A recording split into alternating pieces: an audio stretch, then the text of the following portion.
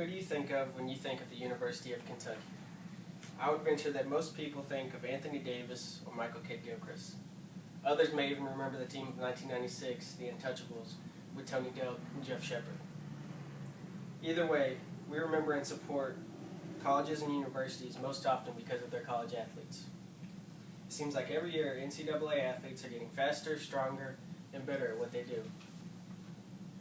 In some cases, they are already bigger stars than some of their professional counterparts. Yet these athletes see none of the income that they help produce for their college and the NCAA.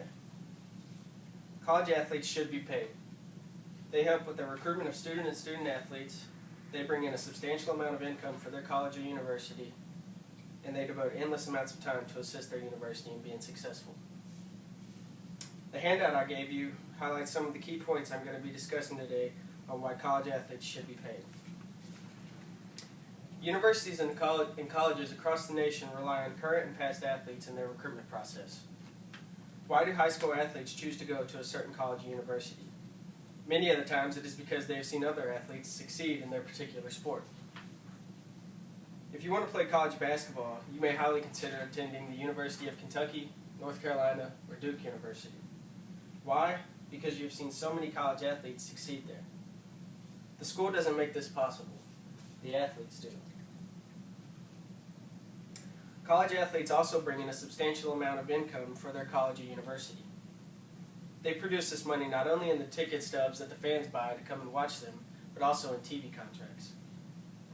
Michael Wilbon, co-host of ESPN's Pardon the Interruption, recently reported that the NCAA and CBS Turner Sports signed a deal last year worth $10.8 billion for the rights to broadcast the men's NCAA basketball tournament through the 2024 season. That's $10.8 billion for 3 weeks of television per year. He also reported that ESPN signed a deal that pays the NCAA $500 million for the rights to the BCS games in college football.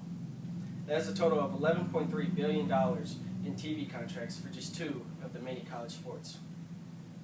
And how much do the college athletes receive? Nothing. BusinessInsider.com stated that the top 20 college football coaching salaries exceed $65 million.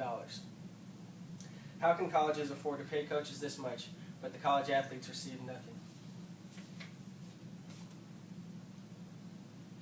Some people opposed to paying college athletes say it's not fair to the students who do not play sports. I couldn't disagree more. College athletes have to devote endless amounts of time to their particular sport.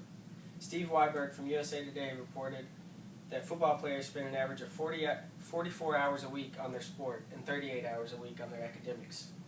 That is almost 80 hours a week that these college athletes are putting into their sports and academics. With this kind of schedule, it would be impossible to obtain a job.